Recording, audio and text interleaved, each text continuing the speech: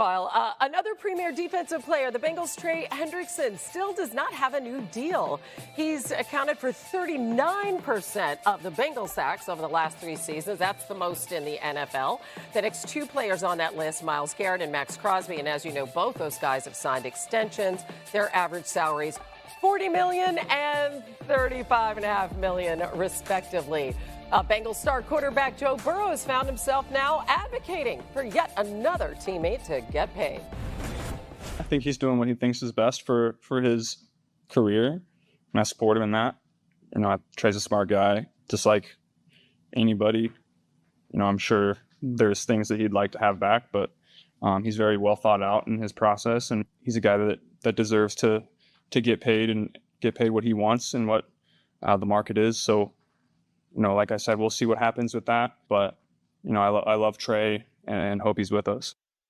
I mean, Kevin, what do you make of Burrow having to publicly ask for a teammate to get paid, just like he did for Higgins and Chase? Yeah, I'm going to talk to Joe Burrow directly here. Kids at home, earmuffs, don't listen to this. Bullying works, okay? Bullying is an effective tactic in this situation.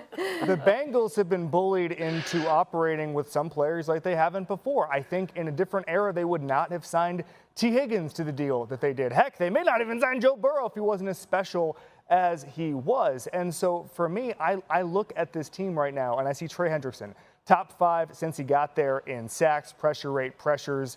And I'm seeing a guy that any other team that's competing in the AFC would have locked up a couple of years ago. I look at the AFC and the contenders with those quarterbacks, Josh Allen, Lamar Jackson, Patrick Mahomes. Every other front office and ownership is more committed to winning. So Joe Burrow is using press conferences and publicity as a means to get what he wants. I love it. It's the only way they're going to change. Bullying works here. Joe Burrow gets Trey Hendrickson paid. He may have to start taking a cut from all these contracts he's getting done with that bullying. I do think that Hendrickson has to be signed if they want to compete for a Super Bowl. But as they sort of explore what this defense looks like potentially without him early in the season, the secondary is the thing I keep coming back to because that's been the most disappointing part of this defense since the Super Bowl run. That team with Jesse Bates, even someone like Eli Apple who came in, off the street and played corner for them in the Super Bowl, they were so good at matching routes, so good at avoiding the mental mistakes. Bates kind of cleaned up everything in the back. They have not had that with the young players they've had in the lineup. Dax Hill, their former first-rounder, moved from safety to corner. They liked him, but he tore an ACL after 5 games, never really replaced him. Cam Taylor-Britt, who they expected to be a really talented cornerback, has had good games, had some big plays, also been benched for stretches. Even last season was still being benched. They really need to get those young corners, those young safeties playing well because there's not really an alternative here. They kind of have to price in those guys because of how much they're paying Jamar Chase, how much they're paying T. Higgins, how much they're paying Joe Burrow, and hopefully for Bengals fans, how much they're paying Trey Hendrickson. That's the crux of it, Bill. I mean, this was one of the worst defenses in football last year, both against the pass and the run. And for them to take a leap, they weren't particularly active in free agency outside of adding TJ Slayton.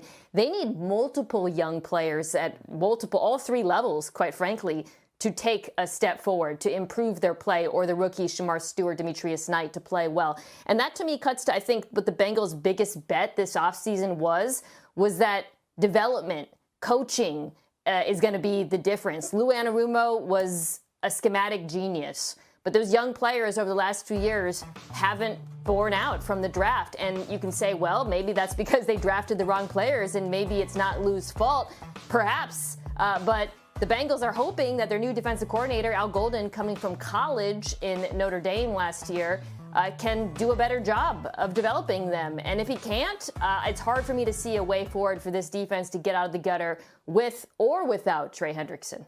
Help the Irish get all the way to the national championship game. I'll just reiterate that. And also, kids at home, do not listen to your Uncle Kevin. No. Is bad, unless you're your head coach, Aaron Glenn, and their new quarterback, Justin Fields. Bill, what's their superlative? Yeah, ahead of the Patriots spent money earlier this offseason. The Jets are most likely to spend money here late in the offseason. That's because they have a good problem. 4 really promising young players coming due for extensions. The priority should be Garrett Wilson, who has made incredible catches been excellent as a pro so far, despite catching passes from 8 different quarterbacks. On the other side, Sauce Gardner, awesome as a rookie, but has he played up to that level in recent years? I'm not so sure. Some tackling issues, and he really struggled, like a lot of Jets players, after Robert Saleh left last year. So maybe prioritizing Wilson over Gardner as they hand out these deals. I was in Detroit when the Dan Campbell era started, and Aaron Glenn was obviously on that staff. And what surprised me and impressed me was how honest and self-aware that build was going to be. And Aaron Glenn talked about that every time I visited with him every summer in those camps. And year one there was figuring out the roster and who wanted to be a part of it and who didn't. And I think the fact that the Jets don't want to be off-season champs, they can have a ceremony passing the torch to the Chicago Bears on that one. But they're just going to have a quiet off-season, a quiet summer, re-signing the guys who want to be there, who are going to be part of this, and getting rid of the guys who don't over the next year. It's very, very important what they're doing. This is going to take a couple years, but it's going to work. Yeah, haven't been in the playoffs since 2010. Longest active drought in the NFL. Possible. Quiet summer in New York. Imagine that. All right, off to South Beach. I thought people wanted to go to South Beach, but we have Tyreek Hill, and now we have Jalen Ramsey. I mean, what's his future there? I don't know, Bill, what is your superlative for the Finns? Yeah, it's least likely to find a good solution for their biggest remaining problem, and timing here matters. Jalen Ramsey and the Dolphins appear to want to break up, which is okay, that happens.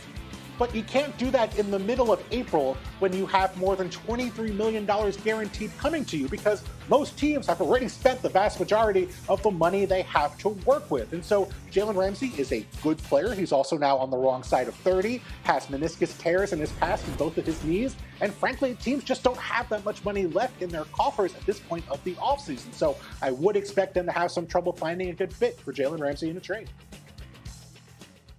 Yeah, I think what's concerning here for the Dolphins is, one, what Bill said, which is it's going to be hard for them to pull off a trade that works in their favor at this point. And two, even if they are able to trade him, especially if they are, frankly, this secondary is a real issue. It might be, I think, my biggest question mark on this football team. I mean, if Ramsey leaves, you're looking at a cornerback group of Cater Coast, Storm Duck, Cam Smith. They drafted a player this year. Javon Holland, their star safety, is gone.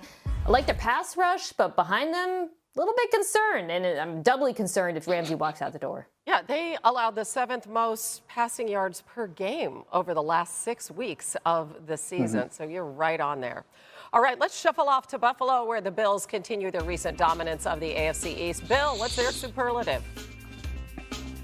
It's a boring one, but most likely to stay the course. Brandon Beane wants to draft and develop his guys, and so you saw that this offseason. They didn't pay for a lot of guys from outside the building. They paid Khalil Shakir, Christian Benford, Gregory Rousseau. They did not go out and make that big all-in move the way they did a few years ago when they got Von Miller, because it didn't work. I know Bills fans want that splashy addition to help beat the Chiefs, but this is a team that is going to try and do it by drafting their guys, developing them in the building, getting Sean McDermott to get with them, and then keeping them around for years to come.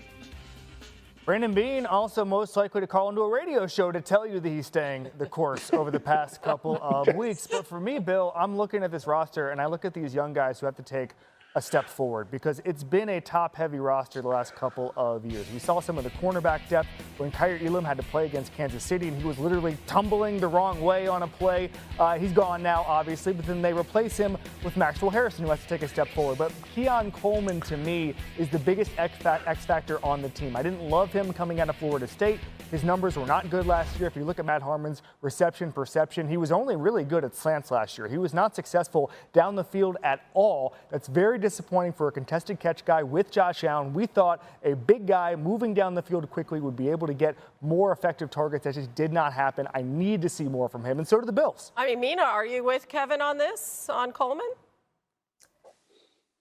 I think I have mixed feelings about him. Kevin, you're right. I don't think his rookie season was particularly impressive, but I also am not super concerned about it in the broad